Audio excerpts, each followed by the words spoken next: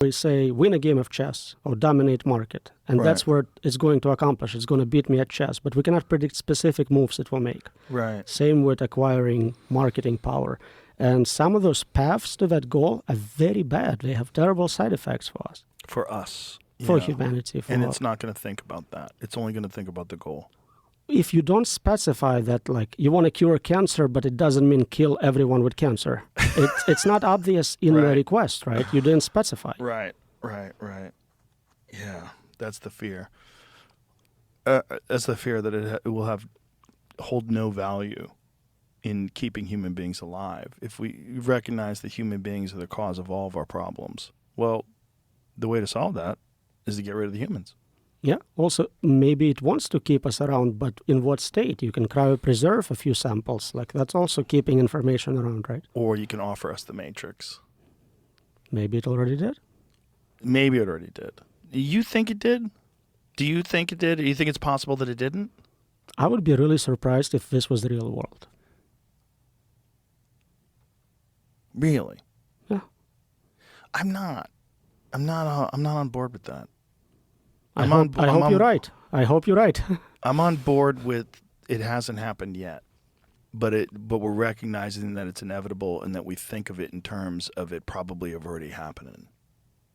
Probably have already happened. Because if the simulation is something that's created by intelligent beings that didn't used to exist and it has to exist at one point in time, there has to be a moment where it doesn't exist. And why wouldn't we assume that moment is now? Why wouldn't we assume that this moment is this time before it exists? Even all that is physics of our simulation. Space, time are only here as we know it because of this locality. Outside of universe before Big Bang, there was no time. Concepts of before and after are only meaningful here. Yeah. How do you sleep knowing all this? Pretty well, actually. I enjoy a lot of it. I recently published a paper on humor. A lot of it is funny. I used to collect AI accidents. I had the biggest collection of AI mistakes, AI accidents. Give me some examples. Like the early ones was saying that like U.S. attacked Soviet Union, nuclear weapons coming at us very fast. We need to react. And a smart human was like, I'm not going to respond. This is probably fake. Later on, there was mislabeling by companies like Google of pictures of African Americans in a very inappropriate way. But hundreds of those examples, I stopped collecting them recently because there is just too many.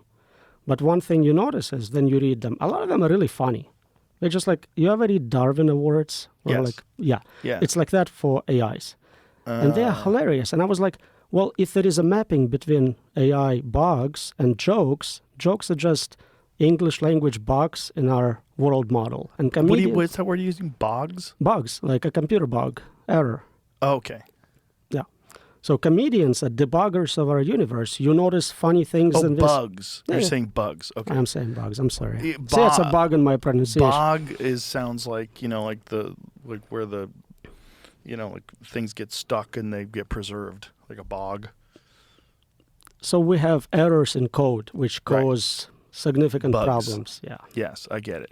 Yeah, that's what jokes are. They're kind of bugs. Right. Yeah. So if you do that mapping, you can kind of figure out, well, what's the worst bug we can have? And then that's the best joke, if you will. But it's not going to be funny to us. It'd be funny to those outside the simulation.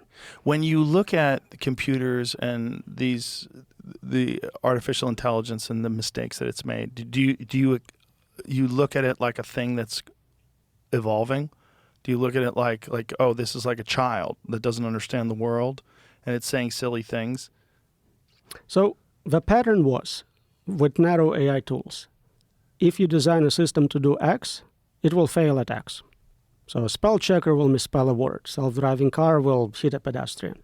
Now that we're hitting general intelligence, you can no longer make that direct prediction. It's general. It can mess up in many domains at the same time. So they're getting more complex in their ability to F it up. Right. But like when you were studying the mistakes, like what are some of the funny ones?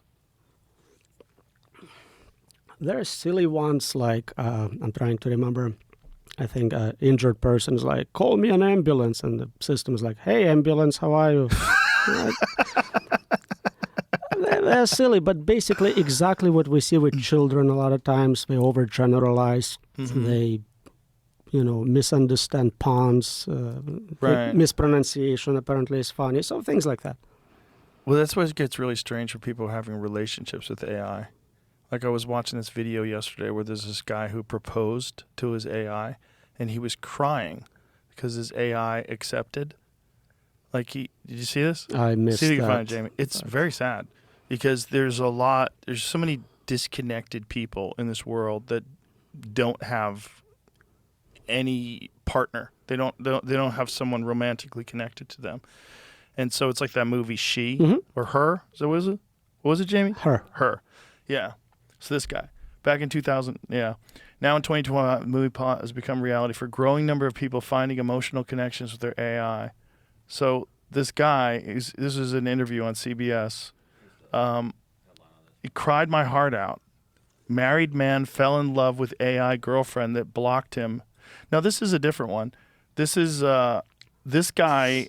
One of those titles where you never know what the next word is going to be. Right.